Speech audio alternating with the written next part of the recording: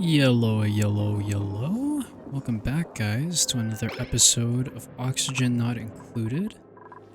And in the last episode, we finished, or we built our evolution chamber, and also we are still working on our S.P.O.M here.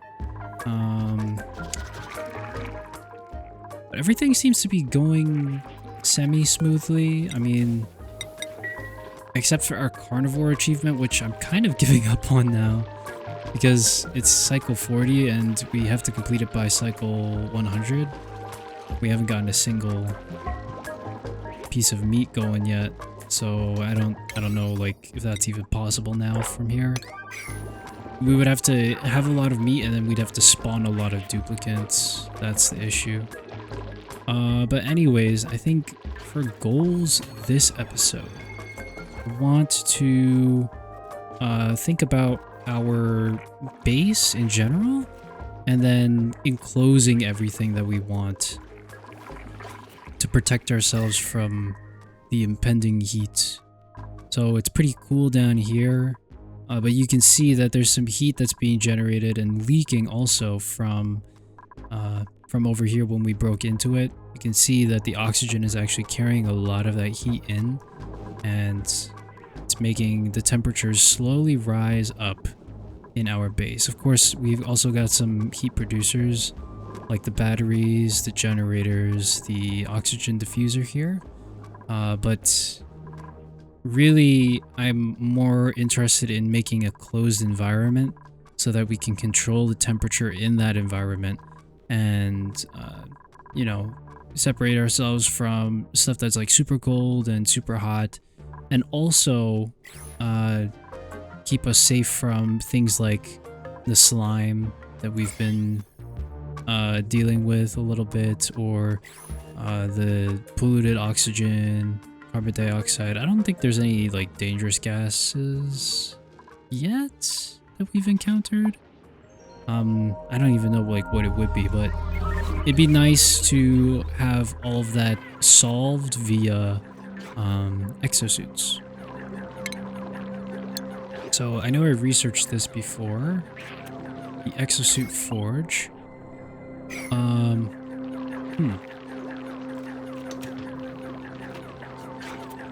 Thinking now, like the load on the system currently might be a bit much for this.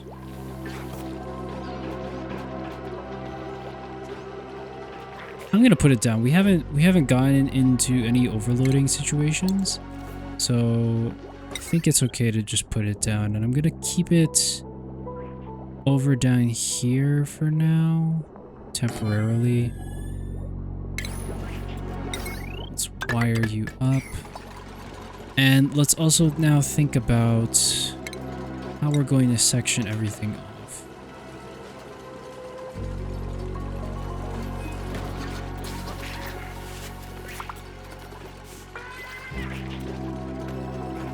It's expensive, but I think I'll build it out of granite, and we'll see, like granite insulated tiles, and we'll see if that does anything. I don't think, like, really I'm just doing it for the plus 20% decor bonus, but I don't know. I've never done this before.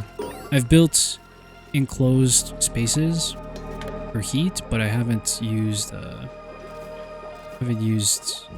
granite before for it. So let's think. We need, so the structure of a base, right? We want oxygen always to be within it. We want carbon dioxide to pool down below it because our duplicants will always exhale it. So we want some sort of like basement level where all of that gas can accumulate. So I'm thinking we expand it all the way down to this level, possibly. I'm thinking we want a kitchen eventually, and there is a level of cooking here, gourmet meal preparation, and it uses a gas range. I've never built this before, but I'm assuming it uses natural gas, and we have a natural gas geyser to the right of our main ladder chute. So I'm thinking we have like a kitchen below the bathrooms. And I mean, that sounds nasty, but it's just positioned well for that. And yeah, so I'm thinking like this area will become a kitchen eventually. And we'll have our carbon dioxide layer down below. I think there's also like some refrigeration tech we could use the carbon dioxide for. I think something like it slows down the decay rate if it's in carbon dioxide. I'm not sure. I'm sure we can figure that out later. But anyways, let's just get our perimeter set out. We're going to include the stables here because hatches actually share the same livable temperatures as their duplicates.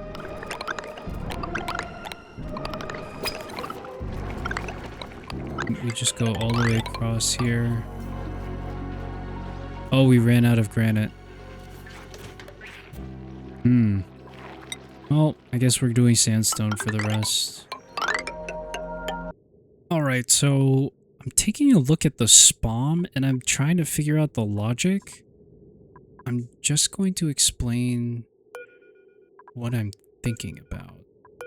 And I've come to a conclusion that so the important thing about the atmos sensors is that you want them to detect when there is enough gas that the gas pump can activate and get a full pip or unit of whatever gas that it's going to put into pipes, that it can get like a full pip of that into one pipe instead of running all of the time and then having like sometimes it turns on and then pumps out like maybe like 10 grams instead of like 1 kilogram.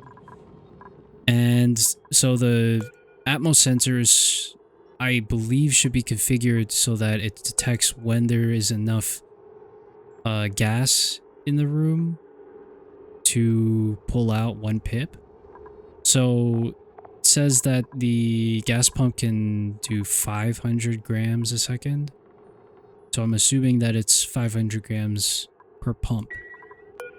So I've set my atmos sensor, if I can take it, to send a green if above 600 with 500 grams of leeway. Now, again, I'm just guessing that this is how it's going to play out, where there's going to be gas, and once it hits 600 on this tile, I'm going to assume that below it is going to be more dense. So that means there should be more than enough oxygen, in this case, on the bottom row, for it to pump once and output that into a pipe. And then I have the two systems set up so that these two pumps are on one atmos sensor, these two pumps are on another, because each one is taking the output of one electrolyzer each.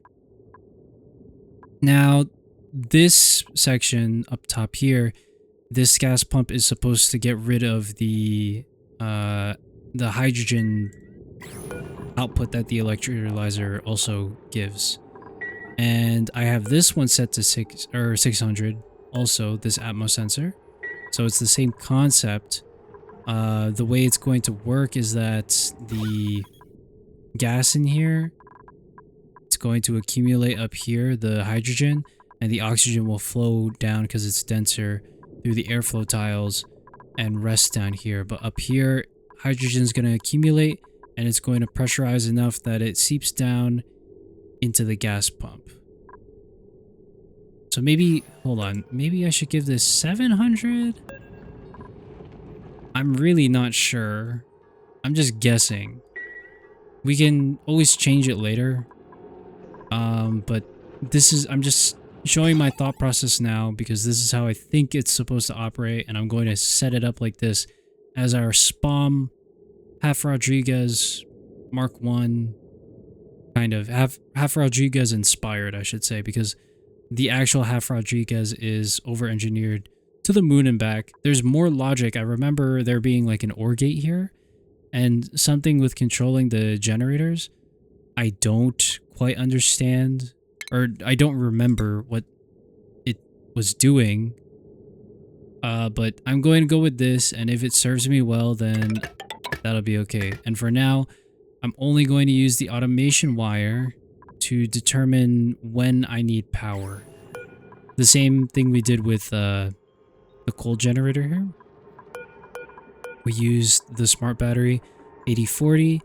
I think I'll put this one on 8040 is what we have down there. Maybe I put it on like 8030 or something. And the reason why I'm doing it a little bit lower... Actually, no, it should be a little bit higher. It should be 8050. 40. I'll put this one on 8030. Or yeah, 8030. And the reason I'm doing this is because it's going to create a situation where when each of these smart batteries are connected to the same power line, they're both going to get charged at the same time by both sources, right? So they'll both shut off at 80. But when it drains the power in that line that they're both connected to, one of them is going to reach their low threshold first, which is going to be this one up here because it's set to 40. So it drains from 80 to 40, and then it turns on our hydrogen generators. But then if that's not enough to sustain the load and the total capacity goes down to 30, then it kicks in the coal generators. Essentially what we're doing is that we're saying, hey, give priority to power generation to the hydrogen generators and use this whenever possible.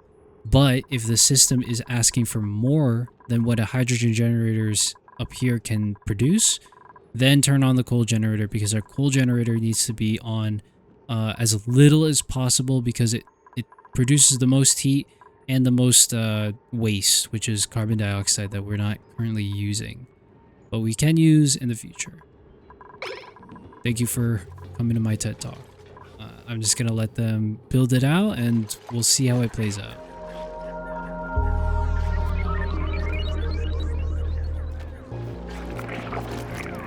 Okay, I'm seeing they're getting major eye irritation. I'm thinking it's because of the chlorine gas. So it means we need to get rid of it somehow and pump it out of the base. All right. It is day 50 and we have not eaten a single piece of meat. We've not set up our S.P.O.M. Oh wait, they just finished. Well, they finished what we set up here. So now we have the water intake. Where's the gases? We have hydrogen output. We've got oxygen outputs. And the power? Is that sorted? These are connected. These are connected, and then they're all connected up here. So that's pretty much done. And the last thing is automation. And we already went over that. Hopefully this works, so we can officially call this our Rodriguez inspired Mark 1 S.P.O.M. Something like that. I don't know. I have my doubts that this'll work on the first try, but I guess we can sweep up everything. I'm kind of hopeful. Again, I have my doubts. Because I remember the logic for this thing being a little bit bigger. But anyways, after we clean this up, let's up the priority on it. After we clean this up, let's close up shop. So we'll close the airlocks, and then we'll close up the walls here. And I think we're ready to just try to let it run. It needs like a boost of power initially. And once it gets going, it should be okay. I'm thinking, because there's a lot of load on the current system here. You can see the potential load, so if everything on the line was working, it is what is that? 1700? And that's like, it's a bit much. So it's gonna start like overloading our wire. So I'm thinking of maybe just having it powered by possibly a manual generator or something just to get it kickstarted. Maybe not a manual generator because honestly, like having the dupes, like we only have 5 of them and then using one here might actually be bad. So maybe I just do a temporary full generator. I'm not sure. I think I'm kind of liking the manual generator idea. Just temporarily, just to get it started. It's very like non-committal. So let's go ahead and build that. Let's get this deconstructed. We need to have our outputs designated. So I need an output probably where they're always like maybe one. I like to have one in the bathroom. Or not the bathroom, what is this? The bedroom. And then another, probably the mess hall. Probably the mess hall. I want it like a little bit away from our current oxygen diffuser. And then let's get some gas intake. I think it matters what we make it out of. Let's get some gas pipes running. Can they reach that? I think they can. Just in case, I'm gonna have it all running up the middle.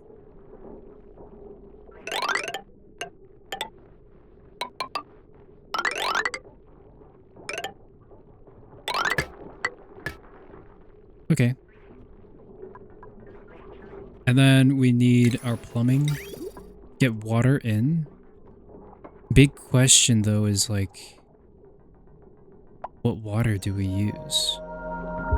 Because the water's gonna get super drained out. I'm thinking probably just connect a pump up the middle all the way.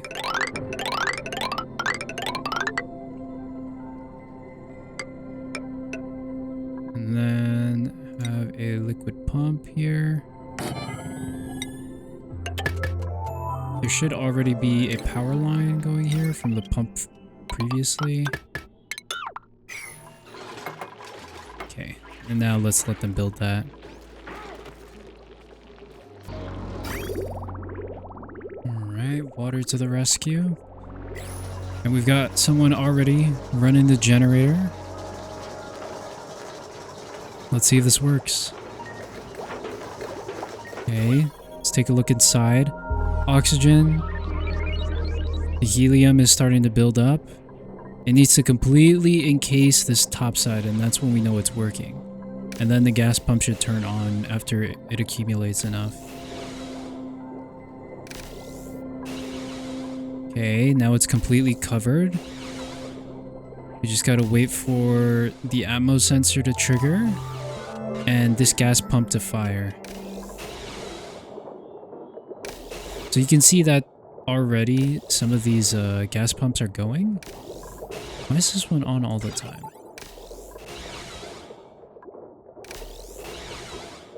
Oh, it's probably just the power situation. Let's check ventilation. So oxygen is going through. I just need to see this gas pump start. So we'll know once this... Wait. Pipe blocked. Oh my gosh. Wait. Whoops. There we go. The outputs weren't... Hold on. Big priority on that, please. Someone come help.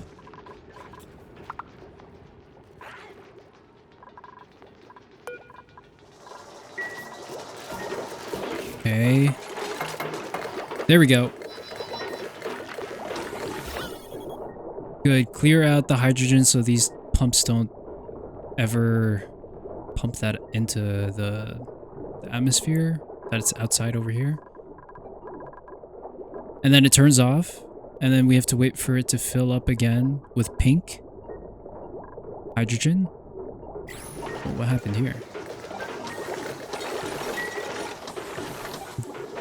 Did it do it incorrectly?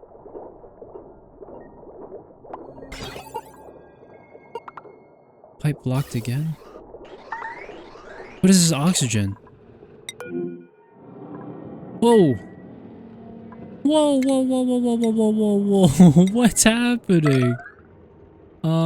Cancel that. We need to get him out of there. He's gonna drown. Oh, he opens it up. Please, guys. We cannot have Stinky here dying. Yes, yes, yes. Yes.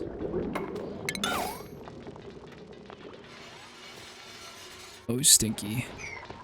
Stinky, go back up. Stop. There you go. Jeez. So this, it's the oxygen that's getting in. Generator idle. Okay. I think it's going to start accepting the oxygen. Yeah. Wrong element damage. If this keeps happening, it's going to be a problem. We also need to keep consuming. Oh, you know what? You know what it might be? That big logic that I thought was here probably has to say something like, if the Atmos sensor is triggering on, meaning that this is full of hydrogen, and then that should also turn on the hydrogen generators so that it can clear out the hydrogen in here. I'm not sure if any hydrogen... Yeah, some hydrogen got into our oxygen line, and now it's kind of polluting our enclosure.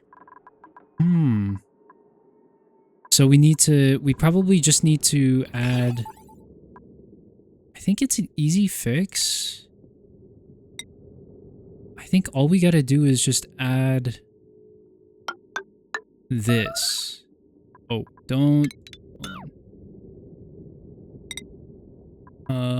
make it like priority 6. I think if we add a branch over here, it'll turn on the hydrogen generators as well. And...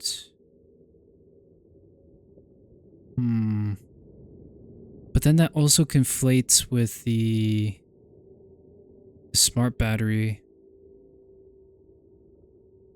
So you know what it is. I think...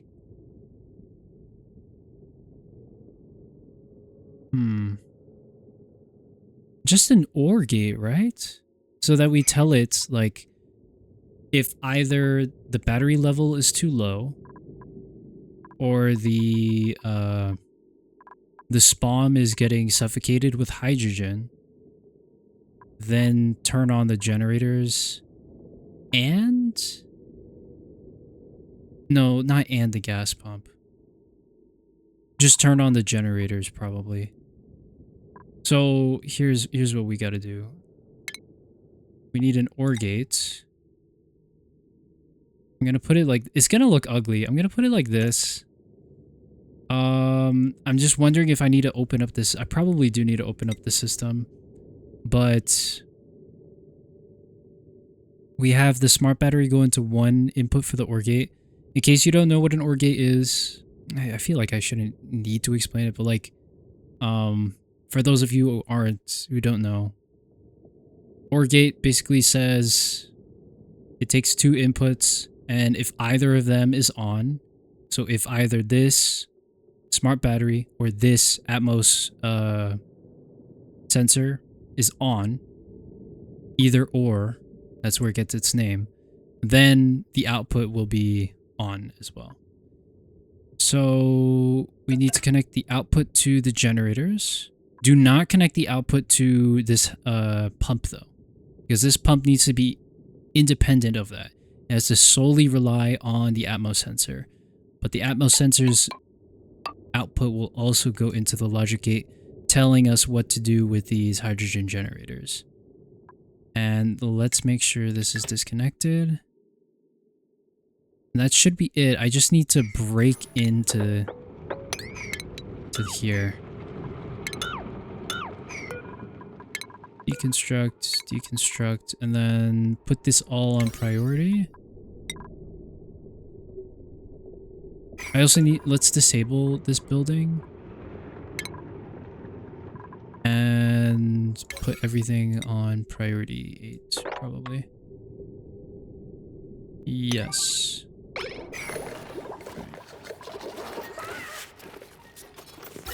So Mark 1 didn't last too long. It kind of worked well. It kind of worked okay. We're gonna have a lot of hydrogen everywhere for a while. We'll worry about clearing out our gases later. Okay, thank you for doing that so quickly. I think everything is set, right? Yes. Now I just need to put this back. How are we doing with the gases in there? Honestly, not too much is leaking, and we still have pressure in here.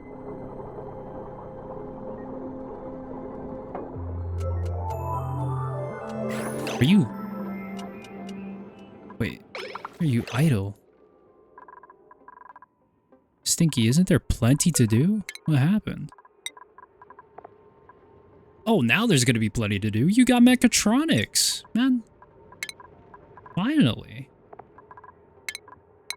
You're our guy now. What that means is... Did we research it already? The mechatronics stuff? We didn't even research it. So, buddy, you better get to work real soon. We need solids control.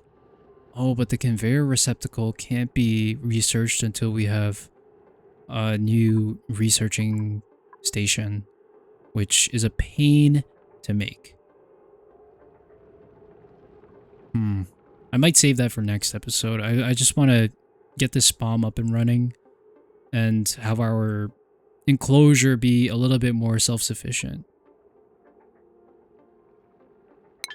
We'll research that, and then Stinky will have some stuff to do soon.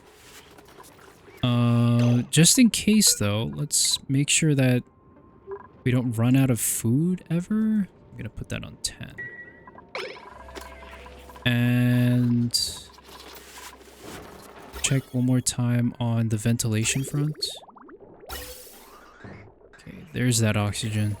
So eventually we're going to put this oxygen into our Atmos suits. I'll probably save that for next episode, even though I wanted to kind of get that done this episode. But sometimes, you know, things just don't happen the way it does. We still have... Oh my gosh, what happened? We still have oxygen coming in. There's a lot to do. There's a lot that could be better. But I think we've accomplished enough for an episode. Honestly, this episode has been going way too long. I think you could tell by the cycles. It just kept going, and I was just staring at dupes running around for a long time. That's cool. But yeah, this format of me like recording myself for an hour and then playing through is not gonna keep working, because in my hour of game, like this is two sessions already. This is my second session in this episode. Usually I just sit down for an hour and record and then post basically the highlights of what we did. But we're in a stage of the game where it's like my dupes are spread out thin because we don't have that much, and that's also because we don't have calories.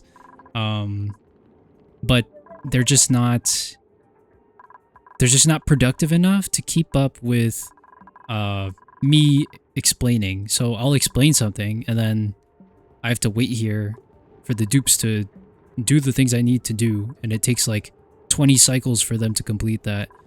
So in that hour of time that I sunk in, I get like, I think when I sat down to edit the first batch, it was just 14 minutes. I'm like, okay, well, and I didn't even complete anything in that 14 minutes. So it's like, okay, what do I do here? But now that we have somewhat of a S.P.O.M working, it's very, very bad though. We're going to have to figure out what to do with this gas pump and how to set up the logic for this. But I think we're close because, you know, look at this. Our gas pipes, our output gas pipes are all good. It's just intaking or putting oxygen into our hydrogen generators, and then we have to keep on repairing it. But we'll sort those kinks out in the future. I can't say if it's next episode because we've got a lot on our plate now. But thank you guys for watching, and I'll see you guys in the next one. Take care. Bye-bye.